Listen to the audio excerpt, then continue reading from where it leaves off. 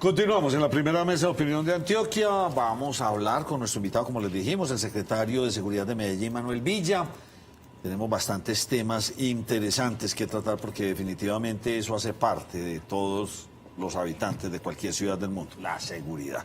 Más adelante ampliaremos un poco más los temas que se están viendo desde la gobernación de Antioquia, peajes, vías no entregadas, vías que deberían ser del gobierno.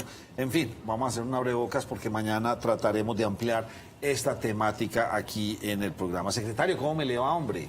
Nacho, un saludo muy especial para vos, María Andrea, José y a todos los televidentes. Gracias por la invitación, por permitirme estar acá con ustedes. Oiga, llegué y lo primero que le pregunté a usted, ¿cómo se le ocurre aceptar ese cargo? No. Cuéntenos quién es usted, de dónde viene, qué estudió. Bueno, ¿quién es Manuel Villa? Manuel Villa, un abogado con especialización en economía, con recorrido por sobre todo en el sector público. Yo estuve como secretario privado en los primeros 4 años de la alcaldía de Federico. He sido docente universitario, un apasionado por lo público, convencido del servicio público, un esposo, padre de familia, antes que cualquier otra cosa, un ciudadano de Medellín, con toda la vocación, disposición, capacidad y empeño de trabajar por esta ciudad. ¿Qué se requiere para ser secretario de Seguridad de Medellín? Porque es un tema bastante complejo. O sea, manejar la seguridad y manejar todo lo que sabemos aquí que hay, fronteras invisibles, combos, etcétera, etcétera. ¿Qué se requiere? Yo creo que no existe la fórmula perfecta, pero sí algunas características que son necesarias. Lo primero, el conocimiento.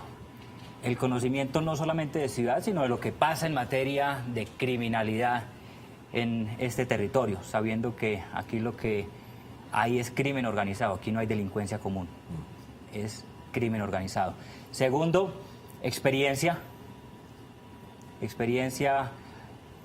haber conocido cómo se maneja la seguridad, haber participado de otros ejercicios cercanos donde ya se ha tenido la posibilidad de estar en el manejo de la seguridad de la ciudad. Tercero, capacidad de liderazgo, capacidad de articulación, articular y liderar a los organismos de seguridad, a la policía, a la fiscalía, al ejército, a las mismas dependencias de la alcaldía que tienen que hacer un trabajo complementario. Y por sobre todo, vocación y decisión, carácter, para tomar las decisiones. Y usted se considera de carácter. Le voy a hacer pregunta obligada. Sí, creo que es la primera que hay que hacer. Y sobre todo porque estamos iniciando periodo administrativo. ¿Cómo le fue a usted en el empalme? ¿Qué encontraron? ¿Y ustedes están en esa lista de los 501 hallazgos?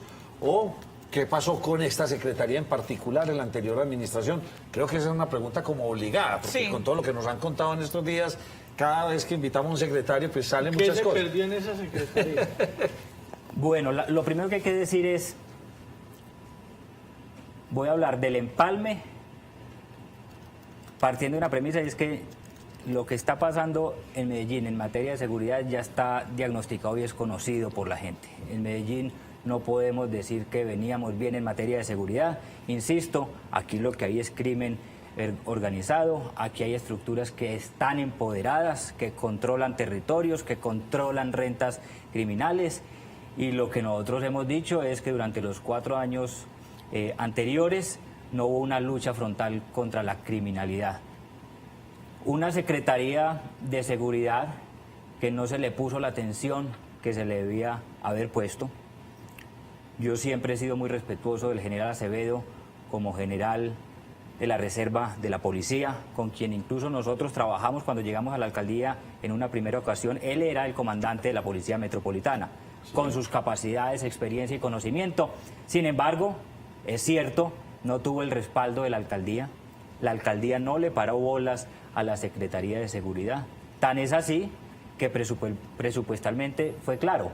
Una alcaldía que tuvo más de 8 billones de los que tuvimos nosotros en la alcaldía anterior, y el presupuesto en los 4 años de la Secretaría de Seguridad, si subió 30.000, 40.000 millones, fue mucho.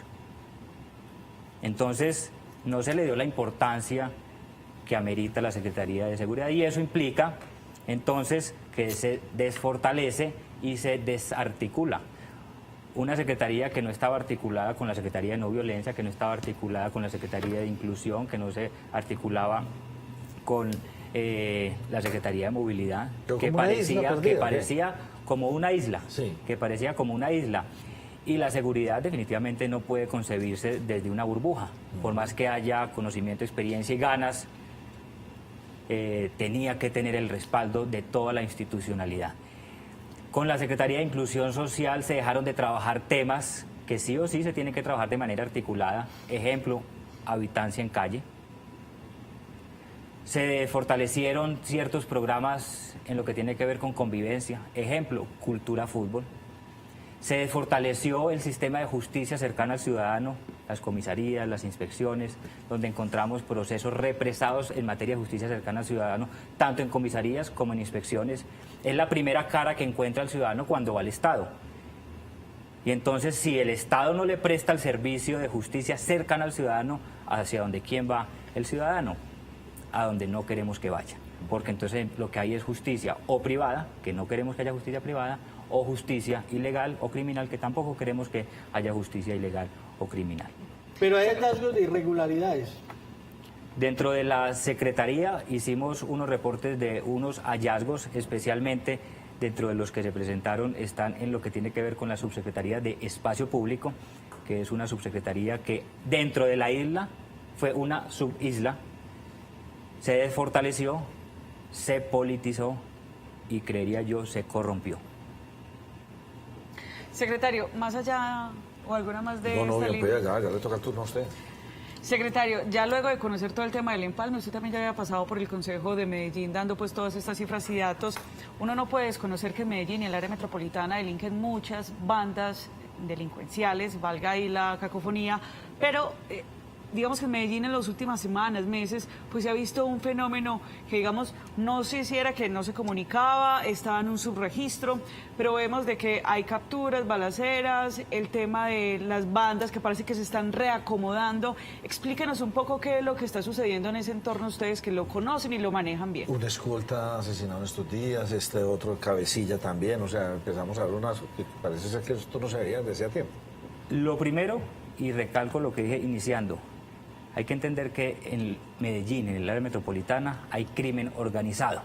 Son estructuras empresariales dedicadas a las rentas criminales y rentas ilegales. En el área metropolitana, 10 GDO. En el área metropolitana, alrededor de 90 GDCO adscritas a estas 10 GDO. Y por debajo de esas GDCO, otros tantos estructuras, combos o grupos delincuenciales. Cada quien tiene su portafolio criminal y cada quien tiene su territorio donde ejerce el control para efectivamente poder hacerse a las rentas ilegales y rentas criminales. ¿Qué viene pasando? Viene pasando que hay unas dinámicas criminales que vienen de tiempo atrás, pero lo que nosotros hemos hecho, y eso hemos sido y siempre seremos claros, nosotros no vamos a desconocer la realidad. Nosotros no vamos a ocultar, nosotros no vamos a tratar de que no salgan los hechos en los medios y nosotros quizás seremos los primeros en salir a reconocer lo que pasa y esté pasando. Yo le voy a meter en la escuchada, porque en el Consejo se han hecho varias denuncias y las ha hecho puntualmente el concejal Upegui sobre los reportes que se están teniendo sobre hurtos. Ellos dicen que no se están actualizando. ¿Se están actualizando los reportes que se tienen? Pues déjeme, ya le aclaro eso. Él no dice que no se están actualizando los reportes de hurtos, sino los reportes de homicidios. Ok. Puntualmente. Ya vamos a hablar sobre el reporte de los homicidios. Entonces, si nos vamos a las cifras y a los indicadores, a hoy tenemos en la gran mayoría de los indicadores reducción. En homicidios, que hay quienes vienen diciendo que están en aumento, que vienen al alza. Es que hay una percepción como de que se reactivó el sicariato en Medellín. Y entonces ya vamos a hablar de eso. Ya vamos a hablar de eso precisamente lo que viene alrededor de lo que viene pasando en los últimos días. Entonces, homicidios, hay una reducción del 15% a hoy. Hurto a personas, una reducción del 22%. En lo que tiene que ver el hurto en atraco, es decir, a mano armada, reducción del 35%. Hurto a motocicletas, reducción del 12%. Hurto a residencias del 15%, la extorsión 53% y el secuestro menos 80%. En comparación, ¿qué periodo Con compara, el mismo perdón? periodo del año inmediatamente anterior. Perfecto, Lo que va corrido los casi 3 meses del 2024 Sí, sí, sí. frente a los casi 3 meses Del del 2023. 2023. ¿De acuerdo? Pero que sí es cierto, lo que siempre hemos dicho, no quiere decir que porque haya esta reducción ya todo esté bien. El trabajo tiene que ser contundente hasta que el Estado demuestre que lo que pasa es gracias a que es el Estado quien pone las condiciones de juego para que la ciudadanía pueda vivir con tranquilidad, con orden y normalidad. Es que me no gusta puede mucho ser esa que cifra, dependamos de la 10, voluntad de los Pero yo, ¿Y es estoy, que veo? pero yo estoy muy confundido. Y se lo pregunto porque usted ya me dijo que estuvo en la primera administración de Federico. Y en la primera administración de Federico, esa fue su bandera, seguridad. De hecho, desmontó una cantidad de bandas y hizo un trabajo gigantesco, ¿sí o no? ¿Qué pasó entonces? Ese trabajo se perdió. ¿Qué pasó con toda esa cantidad de capturados? Que aquí lo reportábamos gracias a Don Dover, y eso era uno detrás del otro, y se hizo un trabajo muy grande, y se perdió. Y volvieron y se reacomodaron. Entonces, como que ese trabajo se pierde. Sí, lo no entiendo. claramente. O sea, le trabajó duro, llegó una administración, dejó de trabajar, y se perdió todo un trabajo en una administración. ¿O La qué? guerra contra el crimen no puede ser de una administración. Nosotros le dimos muy duro. Independientemente de que en ocasiones y en oportunidades los indicadores incluso se pudieran llegar a subir, porque éramos nosotros los que decíamos, denuncien, así los indicadores se suban. Sí. Impactamos y damos golpes, así nos quieran responder los ilegales. Y por más que nos mandaran mensajes diciendo que le bajáramos, nosotros siempre les decíamos, el ejemplo y la respuesta está ahí, en el territorio donde cada vez les vamos a dar más duro y más contundentemente. Pero si pasa una administración y la política contundente de lucha contra el crimen organizado no se mantiene, pues estas estructuras, ¿qué hacen? Se fortalecen. ¿Qué es lo que yo he venido insistiendo y diciendo? ¿Qué pasó y qué nos encontramos nosotros? Un crimen fortalecido porque no fue perseguido contundentemente, y ¿eso qué hace? Se empodera. Ahora, el crimen se ha especializado. Al crimen no le interesa una guerra frontal contra el Estado, porque los criminales se volvieron negociantes y lo que les interesa son las rentas. Entonces, si no se les persigue, se especializan en sus rentas criminales. Pero entonces, lo que existe es una tensa calma y una zozobra. Y lo que nosotros hemos dicho, no, la ciudad tiene que vivir en orden, con tranquilidad, por el actuar del Estado, no por la voluntad de los criminales. Yo acá le tengo que preguntar, secretario, porque entonces el exalcalde de Medellín, Daniel Quintero, está trinando mentiras. Él hablaba incluso de que hubo un triple homicidio el fin de semana. Y al instante, por supuesto, recuerdo que sale una mayor de la policía a aclarar la situación. Y como ese, otros trinos. Y ese y otros tantos que son mentiras, que es lo que sabe decir. Y frente a lo que preguntaba Andrea, también me quiero ir por ahí sobre este informe del SIX, que es un sistema bajo el cual está aliado por la Secretaría de Seguridad. Todos los días están reportando. Yo sí tengo que decir, Nacho, que a mí me llega a través de un grupo de prensa este informe todos los días, pues no me lo han suspendido. Y dice, bueno, cuál fue, si hubo asesinatos o no, si hay personas muertas, no solamente asesinatos, sino que es un informe que detalla si hay un registro de personas que perdieron la vida. ¿Por qué se generó esta inconsistencia, al parecer, en la información con lo que dice un concejal y con lo que realmente sucede? El concejal Upegui dice que nosotros dejamos de reportar día a día el registro de homicidios. Uno, ellos no lo reportaban día a día, lo reportaban periódicamente. De hecho, el último reporte de ellos no es el 31 de diciembre, sino el 20 y pico de diciembre. Dos, lo que está teniendo problemas es la actualización de la información. Si se meten al portal del CISC y piden cierta información, hay veces no está actualizada. No quiere decir que el informe del reporte diario de homicidios no se esté haciendo. De hecho, como lo dices, mediante un comunicado, mediante un canal de comunicación, todos los días se comparte a las personas cuál es el reporte diario de homicidios. Por ahí salieron otros de su equipo político a decir que es que nosotros estábamos escondiendo homicidios. ¿Quién se le ocurre decir a estas alturas que se esconden cifras de homicidios cuando si hay algo donde hay claridades en este momento son las cifras de homicidios, que de hecho no las maneja un solo organismo, sino que es el consenso entre lo que dice la Fiscalía, la Policía, y nosotros simplemente comunicamos y articulamos la información. Ahora, en el Consejo, el concejal Upegui me dice, es que le parece muy grave que eso no esté funcionando, la publicación de los homicidios, porque es que eso fue lo que les dio éxito a ellos en bajar los homicidios.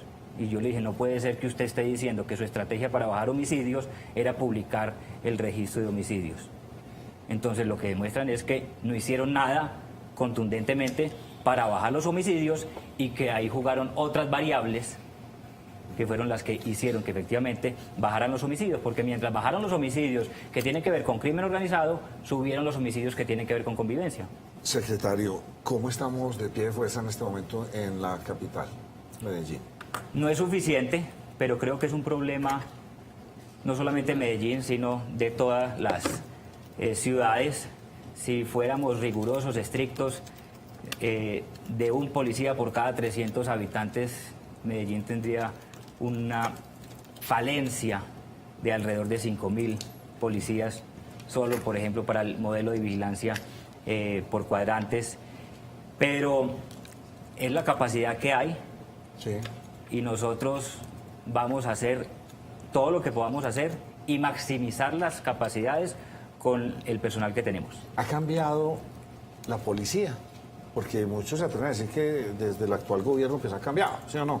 Vemos menos trabajo en muchas poblaciones, o en el campo, o en las regiones, ¿sí o no? En Medellín tenemos una policía comprometida, o se le ha bajado el perfil. Mire todo el asunto del SMAT, que ya no se llama SMAT, ya le cambiaron el nombre, en fin. ¿Cómo es la percepción con el actual gobierno nacional, que es en última instancia quien manda a toda la policía en el país? Yo apoyo a la policía, pero reconozco que en lo que viene pasando hay decisiones que lo que terminan haciendo es maniatándolos. Sí. No es culpa de la policía. Entonces, si bien en algunos casos la policía se encuentra un poco o desprotegida o maniatada para poder reaccionar, para poder operar, yo soy de los que apoya a la policía, defiende a la policía y trabajo muy a gusto con la policía. La policía en Medellín es y está comprometida, y lo que hemos logrado es una verdadera articulación con la policía y con la fiscalía, que estamos haciendo un equipo que en la pasada administración, por desidia misma de la administración, no se hizo. La fiscalía no trabajaba con la administración. Nosotros tenemos mesa permanente todas las semanas donde nos sentamos con la fiscal, donde nos sentamos con el general y trabajamos delito por delito, operación por operación. Oye, y hablando de delito por delito, entonces, ¿cuáles son los delitos en este momento que están atormentando a la población de Medellín? Sin lugar a dudas, por más que haya una reducción, insisto, eso no tiene que ser motivo de tranquilidad para nosotros, y de los que más afecta a la ciudadanía es el hurto a personas, especialmente lo que tiene que ver con el hurto violento, especialmente lo que tiene que ver con el atraco.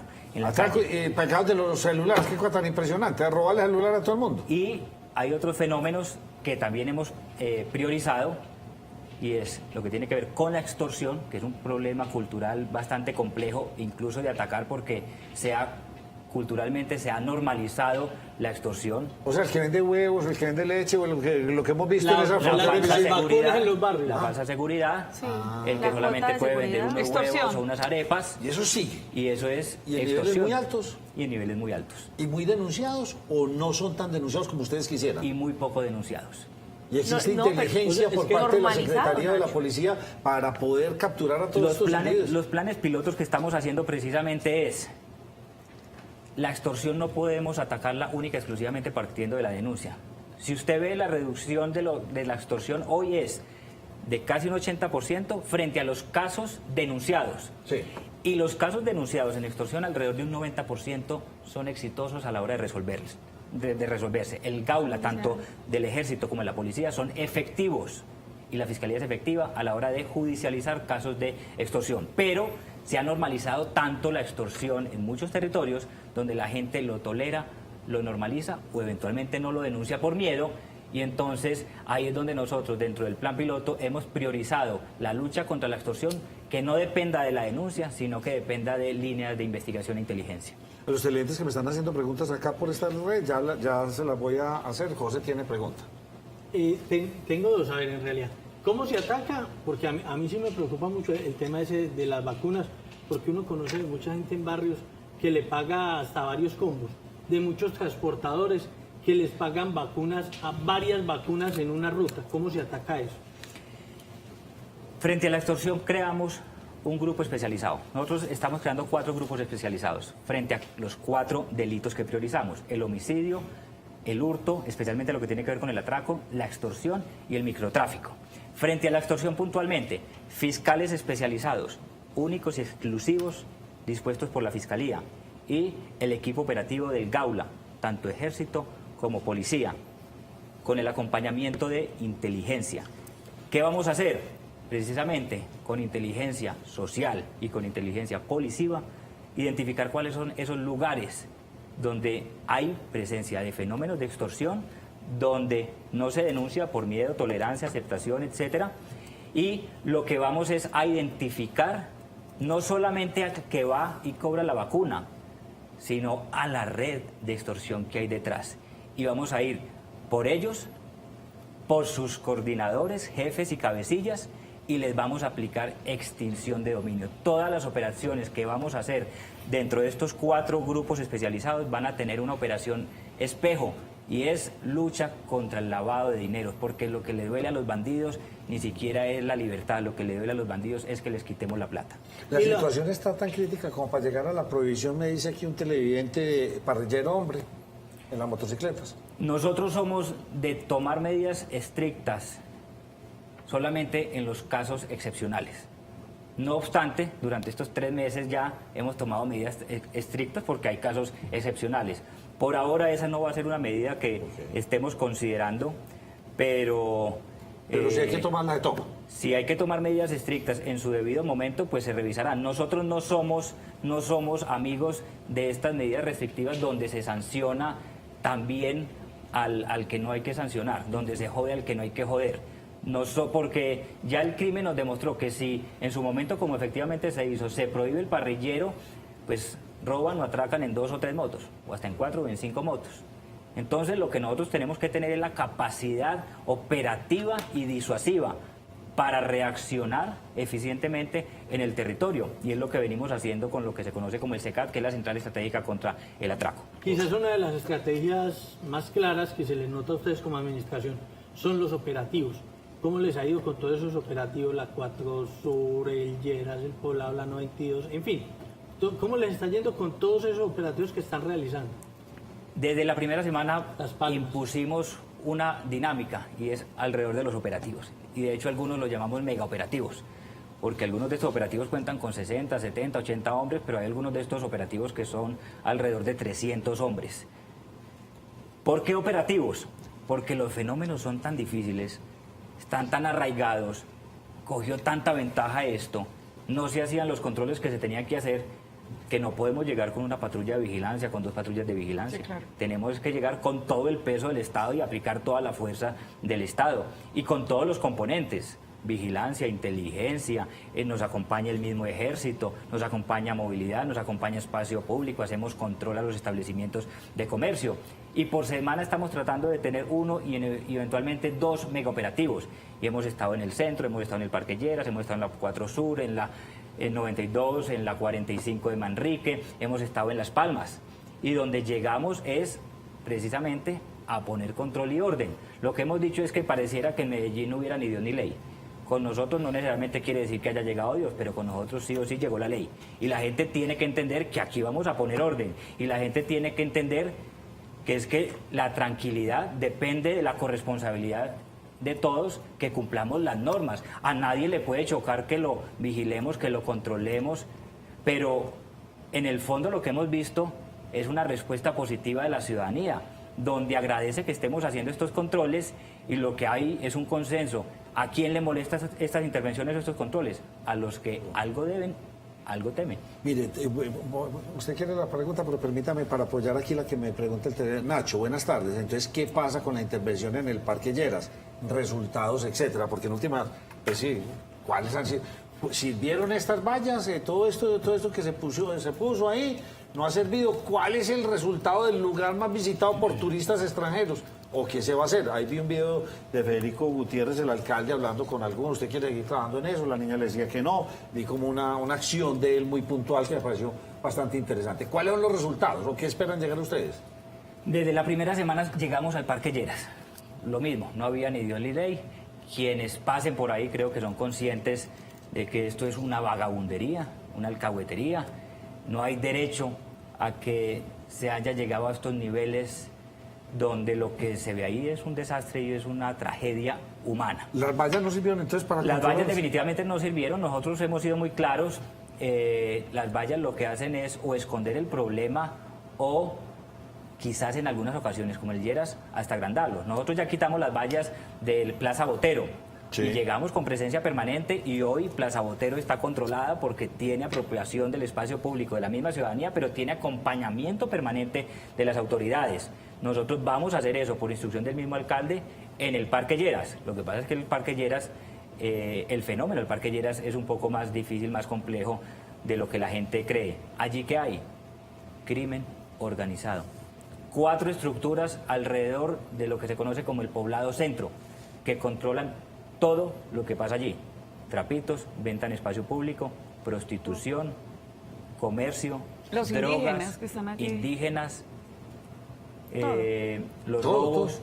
Extranjeros. todo lo controlan el crimen organizado. Entonces, ¿qué es lo que hemos dicho nosotros?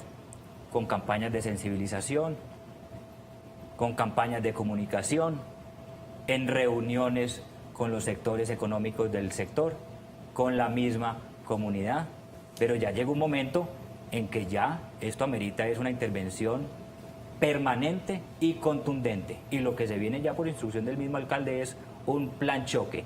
Ya llevamos 18 intervenciones en lo que va corrido del año en el Parque Lleras, ¿Y qué han encontrado?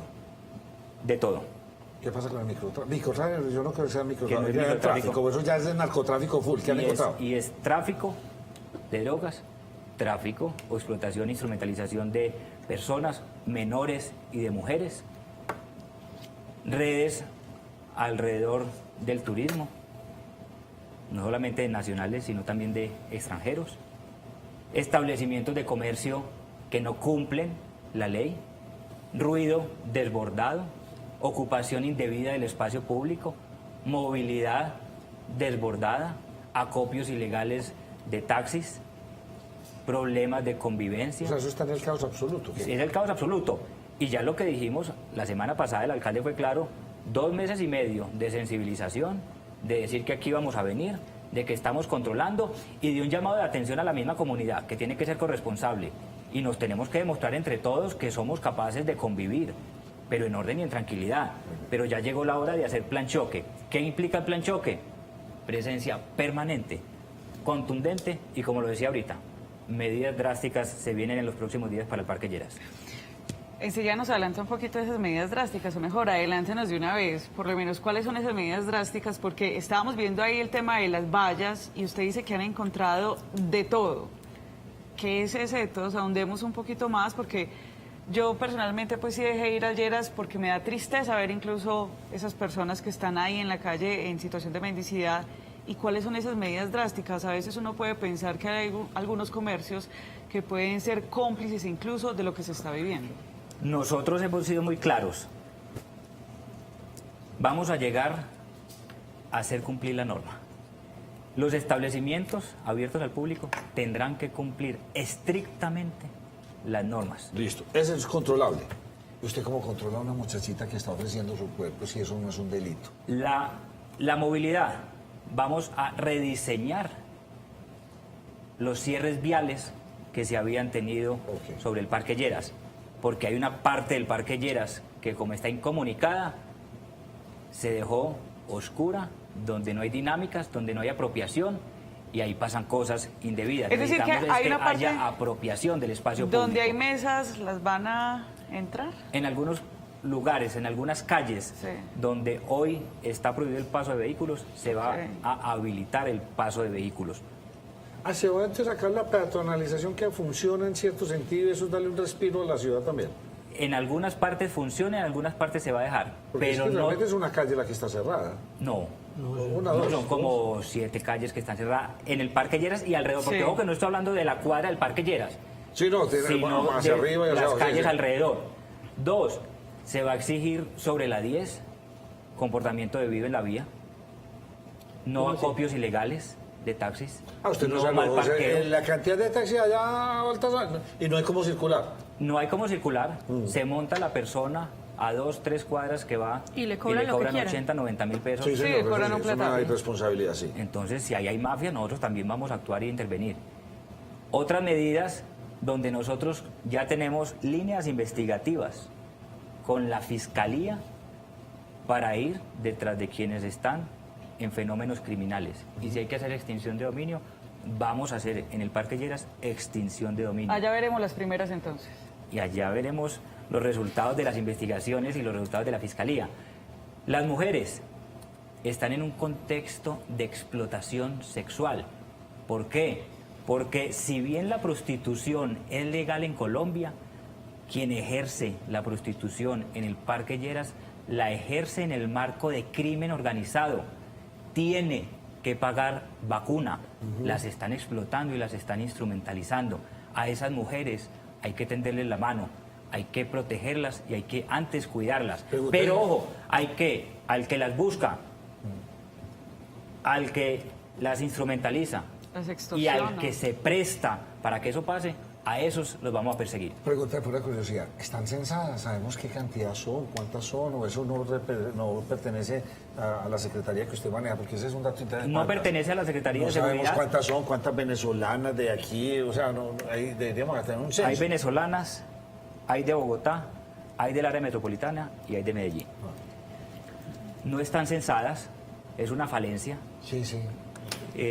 así como tampoco tenemos censo actualizado de habitantes de calle, pero si bien eso no pertenece a la Secretaría de Seguridad, la instrucción que nos ha dado el alcalde es que nosotros no podemos actuar como islas. Entonces, frente a lo que vamos a hacer en el Parque Lleras, no es el secretario de Seguridad, no es la policía. No, eso es todos ustedes, Es sí, todo no, el obvio, equipo y sí. todos estamos tratando de resolver los problemas de manera conjunta. Por lo tanto, Secretaría de Mujeres y Secretaría de Inclusión vienen adelantando una estrategia fuerte que van a poner en marcha próximamente frente a la protección de las mujeres. Usted como secretario de Seguridad, cuando una persona contrata a una mujer para tener una relación sexual, ahí no hay hoteles, ahí no hay nada, ahí no hay moteles mal llamados.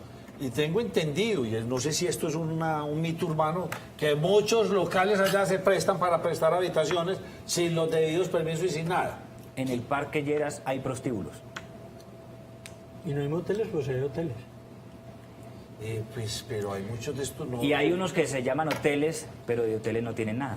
Sí, entonces ustedes van de frente con todo esto. Las líneas investigativas ya están activas y nuestra lucha frontal es vamos de frente.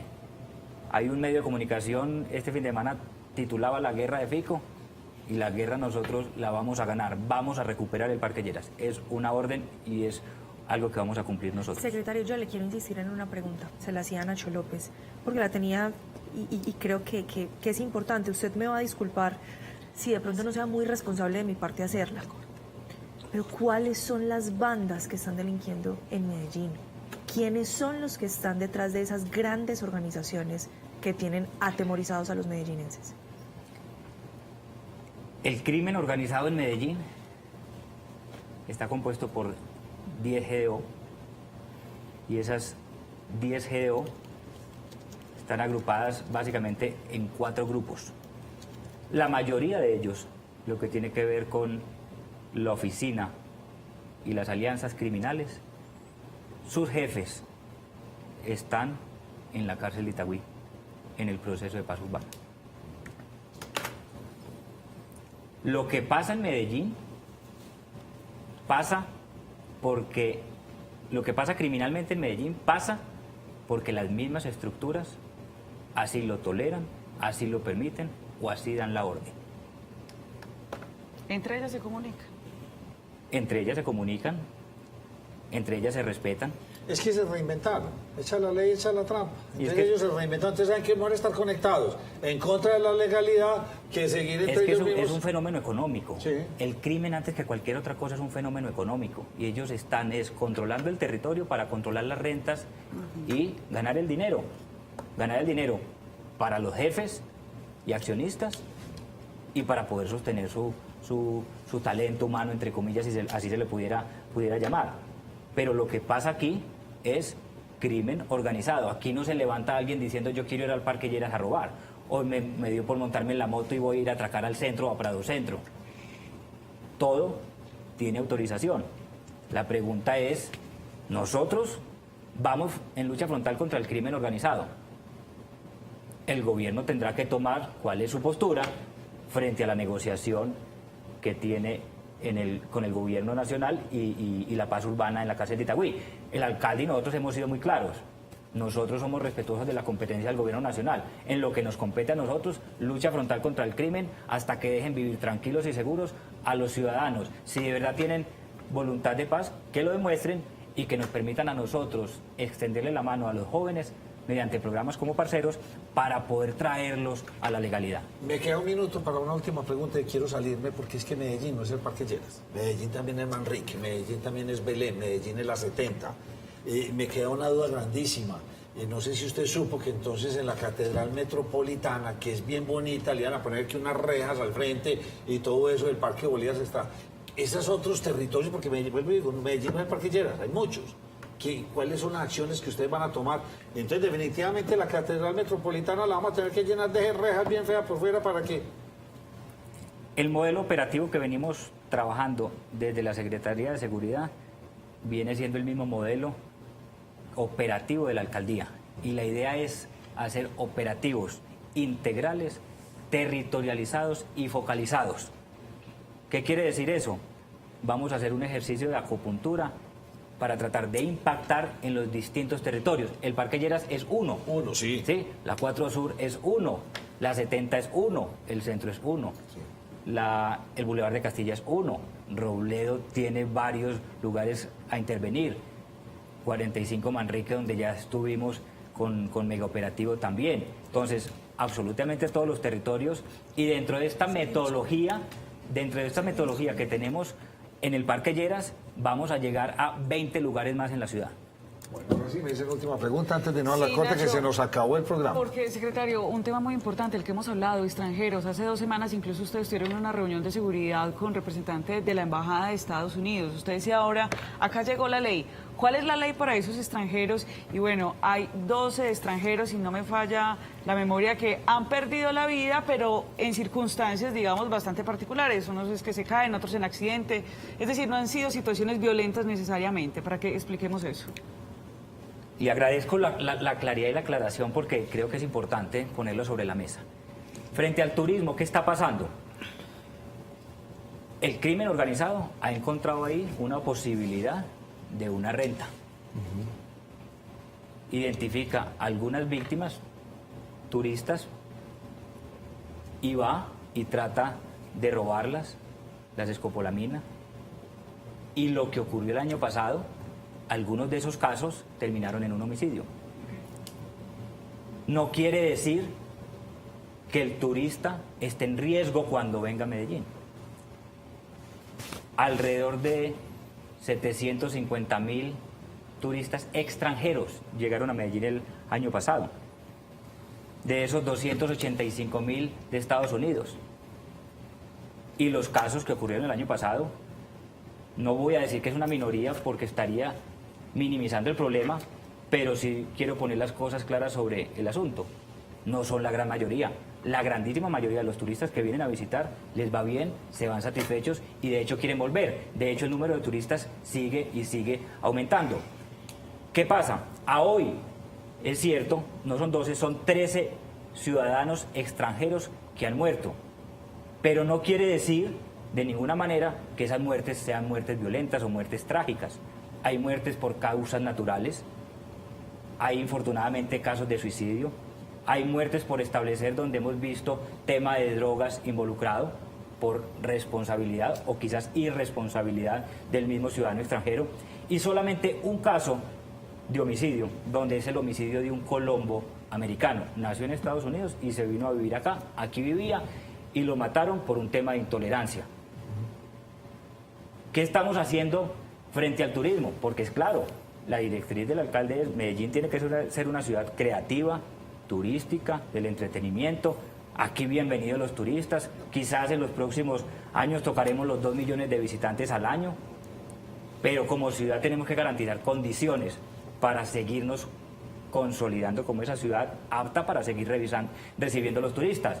Y una de esas condiciones es la seguridad. No para los turistas, es la seguridad para Medellín, claro, para los que viven aquí como para los que nos visitan. Tuvimos una reunión muy importante con la Embajada Americana donde en primer lugar contextualizamos a la Embajada qué es lo que realmente está pasando. Y lo agradecieron mucho porque tenían algunas dudas sobre los casos que les acabamos de exponer y ellos se llevaron las claridades. Segundo, les dijimos, es una decisión nuestra garantizar la seguridad en el turismo.